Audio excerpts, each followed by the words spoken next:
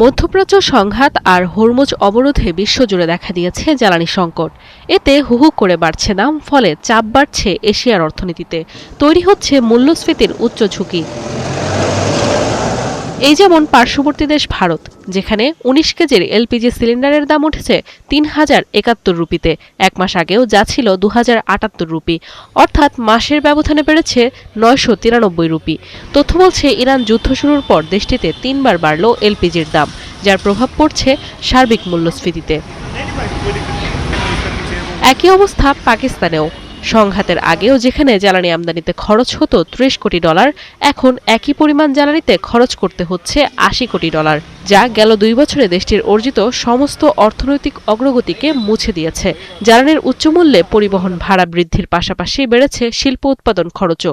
ফলে এপ্রিলে মূল্যস্ফীতি পৌঁছায় ২১ মাসে সর্বোচ্চ ১০.৯%। এক মাস আগেও যা ছিল ৭.৩%। আসিয়ান দেশগুলোর মধ্যে সবচেয়ে বেশি মূল্যস্ফীতির চাপে ফিলিপাইন। যুদ্ধ শুরুর আগে ২.৪% মূল্যস্ফীতি মার্চে পৌঁছায় ৪.১%, যা নিয়ন্ত্রণে সুদহার ০.২৫% বাড়ায় কেন্দ্রীয় ব্যাংক। মূল্যস্ফীতির জাতাকলে আরেক দেশ ভিয়েতনাম।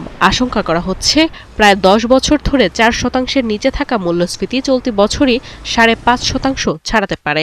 এরই মাঝে যা উঠেছে ৫.৪৬%, অর্থাৎ প্রত্যাশার চেয়েও দ্রুত গতিতে বাড়ছে এই হার। বিশ্লেষকদের মতে, হরমুজ প্রণালীর অচলাবস্থা দীর্ঘস্থায়ী হলে এশিয়ার অর্থনৈতিক প্রবৃদ্ধি মন্থর করে দেবে। নাদিয়া ইসলাম তুলি, ৭১।